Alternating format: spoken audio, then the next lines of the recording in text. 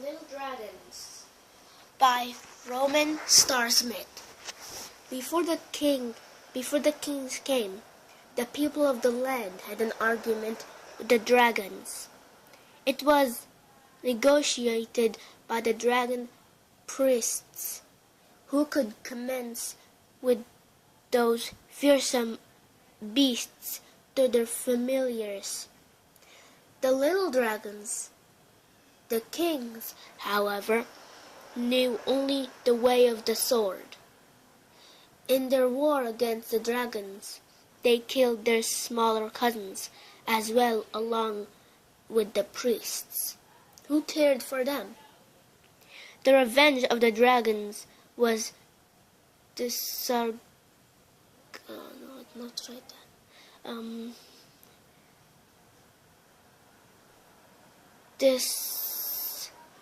disastrous. For both peoples, forcing everyone to live their lives at night. When dragons slept in their caves in the mountains, feeling her age breath on the back of her neck, Mother Peg, a sinister healer of the Earth people, is determined to track down the persistent rumors that some of the doomed dragon priests shared their knowledge with the healers who sheltered them. On the other side of the realm, powerful King Angelwort of the Westlands, as determined as Mother Peg to find the little dragons, sends a search expedition to the mountains. Others become caught up in the quest. King Angelwort's spirited wife, Queen Millicent, and their daughter Landra, apparently pregnant, although she denies every lying from with a man. Mother Peg's servant Maida, who dreams of becoming a healer despite her organs, as the daughter of a cheesemaker, Cleve, newly confirms as a healer and worried about what will happen to his beloved elderly teacher, Father Mallory, when he leaves.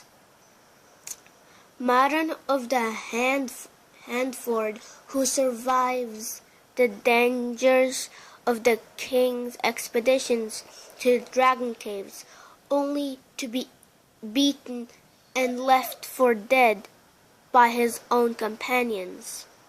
Jessica and Eve, two lowly servants in the woman's retreat house, where young noble women commit themselves to craft and prayer, and the widows retire to live out their days. Danger surrounds each of these people, dragons of course, but also their antagonism toward each another. They cannot know that each bears a unique clue to the secret knowledge of the dragon priests. This is an awesome book. I love the author's blondness. Writing outside the box, giving me twists and turns and unexpected plots. This is a nice long story where you get character development in the first 10 or so chapters. Then the rest of the book to continue traveling along with people you know and love or hate. Kainak Poddy Books subscriber. I was truly enchanted and delighted by the best.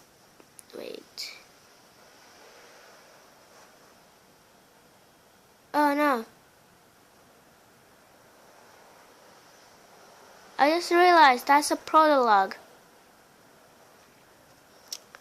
Okay, I'm just gonna start at chapter 1 now. Mother Pig. Crazy old woman, Mother Pig grumbled to herself. She used her walking stick to slash at a branch that fell across the path. Her small travel lantern shook and rattled, turning the trees around her into wildly dancing shadow creatures. You're too old for this. What if you fall and can't get up? It's not like the main path where someone might come along and find you. While she caught her breath, she lifted her lantern to study the woods. This trail was as old as the memory of the people. How far had she come? Should she not have reached it by now? I'm not lost, she announced to the trees. Her voice disappeared instantly, absorbed by the cracking forest night. She pushed on. Another thorny bush grabbed her skirt. Another stone caught her foot.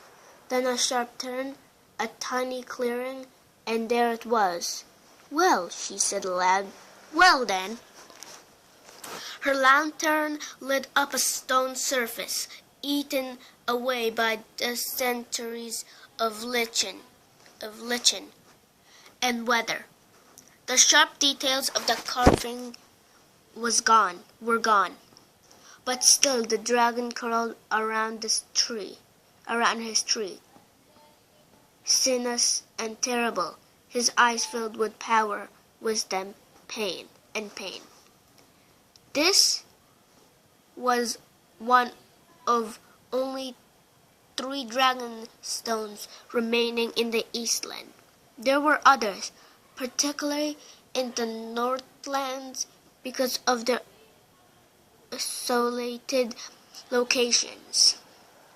The kings had missed these few in their obsession to destroy the dragon priests, and every mark they had ever left in the landscape, along with the precious knowledge.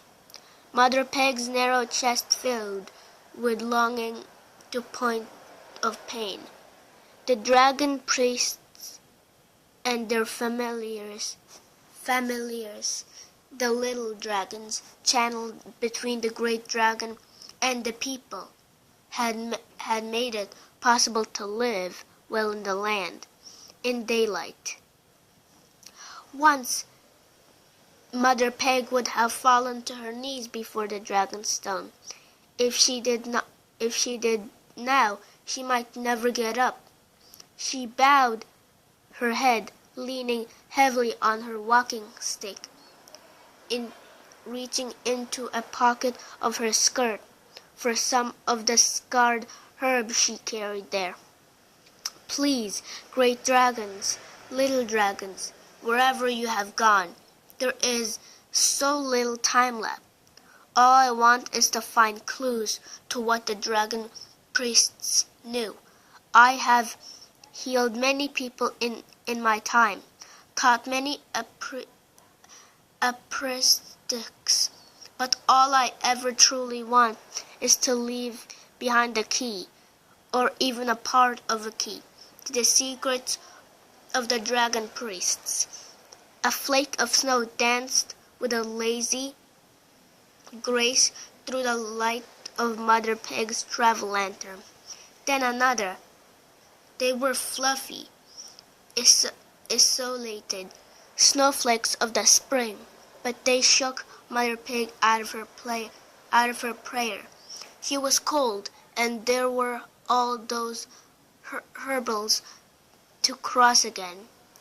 On her way back to the main path, she scattered the herbs on the foot of the dragonstone and turned awkwardly, began to hobble back to the way she came from.